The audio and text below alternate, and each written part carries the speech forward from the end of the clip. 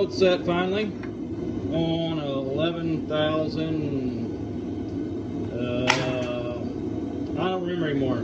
Whatever, 11,000 layers. Alpha Knife Supply. Check them out. Very, very nice. Well, as you see, I definitely got my wish. Definitely enough for 2 knife billets. Let's see.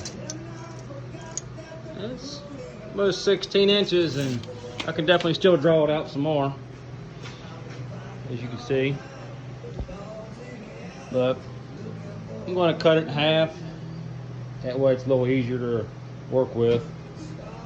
There's the 2 finished billets for each knife. I could have made them both the same size, but I wanted 2 different size ones. It's actually 8.5 inches and 10.5 inches. So they're about the right thickness. So next will be drawing the knife design on them. Well, got a rough grind shape to it. Put it in the acid. See what it looks like now.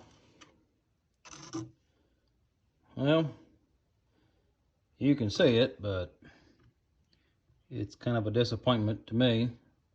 Don't really look like 11,000 layers. That definitely don't. Oh well.